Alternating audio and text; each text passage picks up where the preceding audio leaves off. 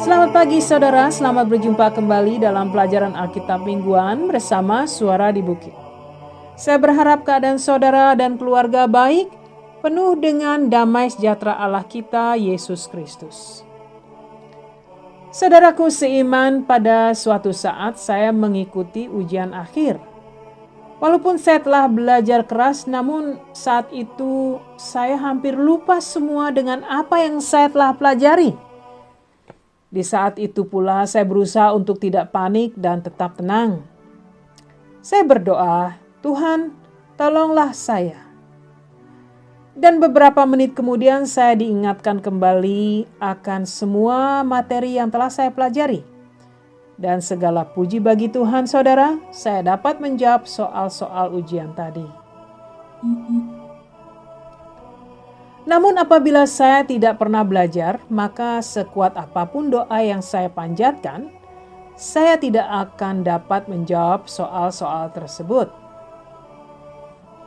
Saudara seiman, sama halnya dengan kehidupan rohani orang-orang percaya. Mereka yang membaca firman Tuhan secara rutin akan mengalami pertumbuhan iman. Dalam artian mereka akan mengerti akan firman dalam pimpinan Roh Allah sendiri dan menerapkannya dalam hidup mereka. Roh Allah akan mengingatkan mereka akan kebenaran firman yang telah tertanam di hati mereka pada saat-saat mereka membutuhkan kekuatan.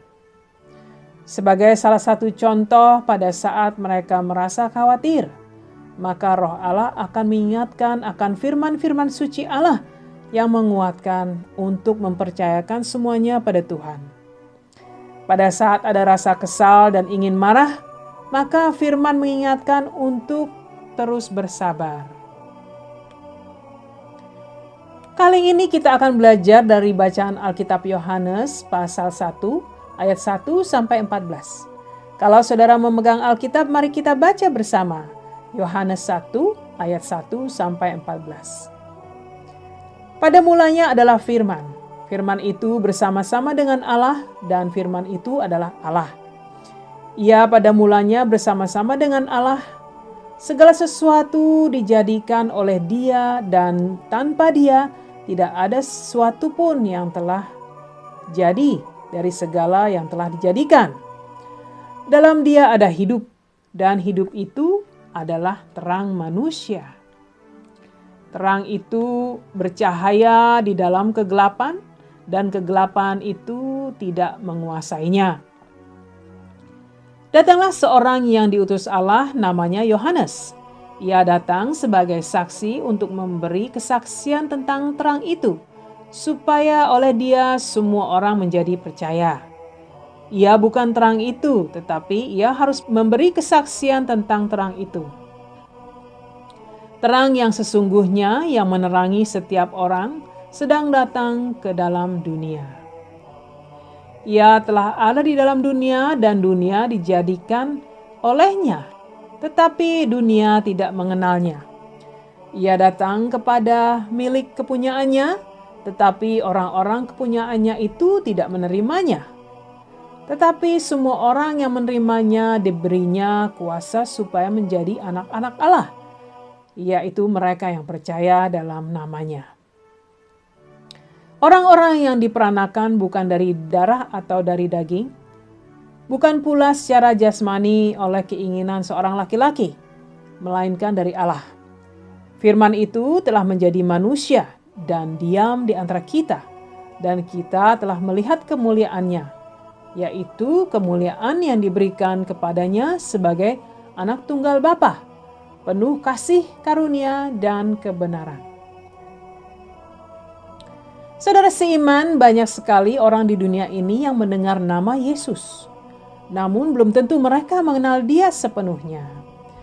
Ada yang menilai Dia sebagai pengajar atau guru yang baik. Ada yang mengerti Dia sebagai nabi yang mengangkat kesengsaraan umat manusia dengan segala mukjizat yang Dia lakukan. Ada juga yang melihatnya sebagai sosok contoh panduan moral perbuatan baik.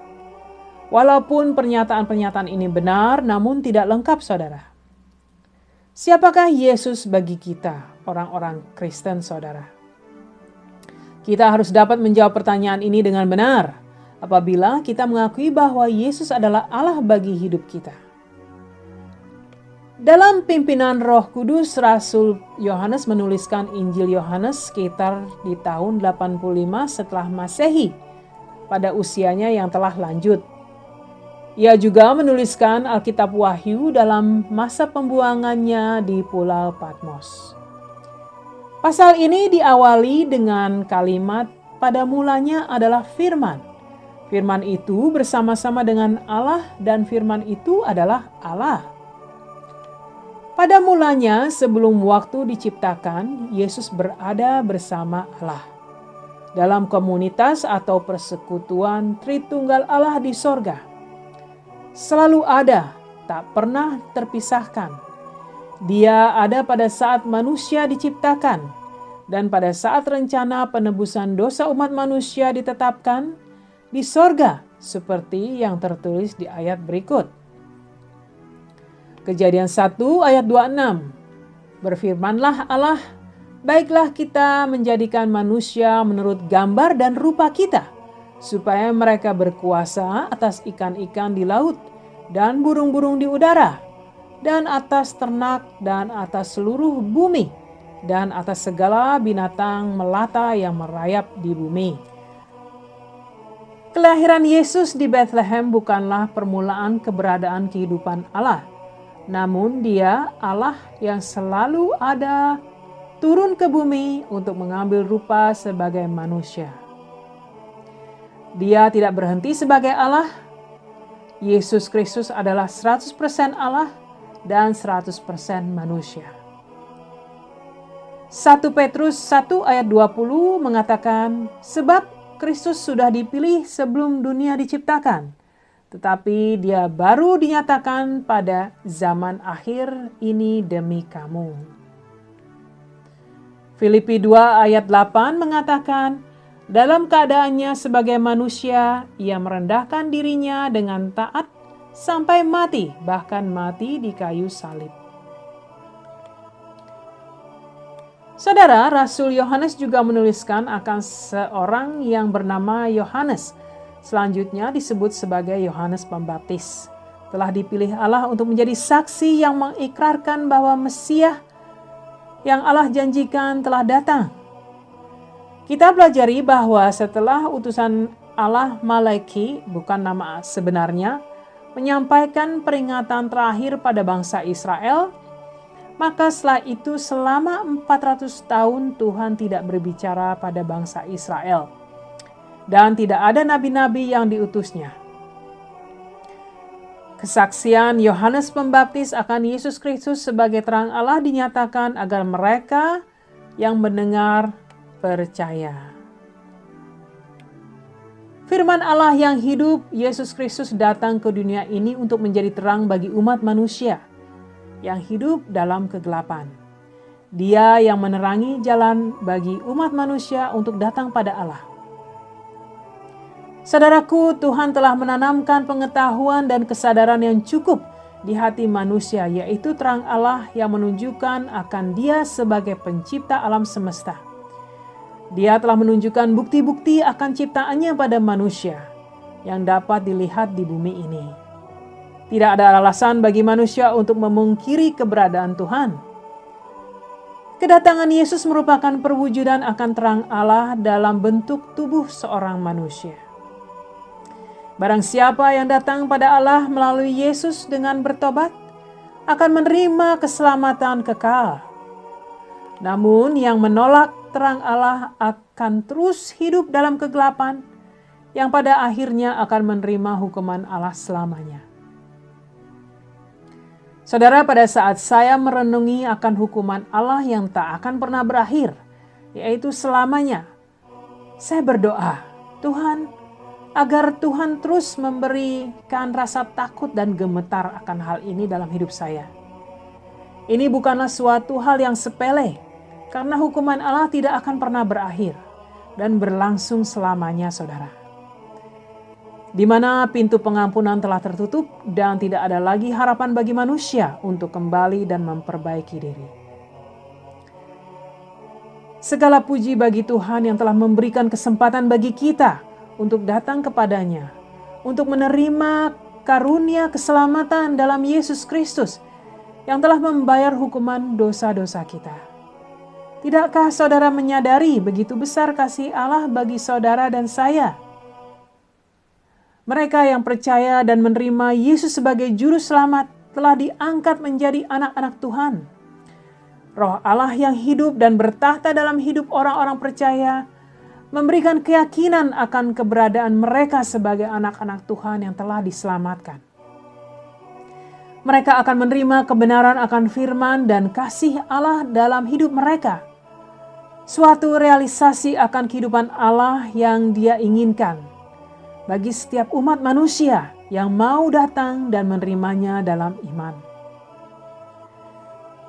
Saudaraku, marilah kita terus melangkah dalam terang Allah, yaitu dengan memberikan hidup kita pada Yesus Kristus sepenuhnya, mengasihinya dan mematuhi segala firman dan perintahnya dalam hidup kita, sehingga hidup kita akan terus diberkati secara rohani.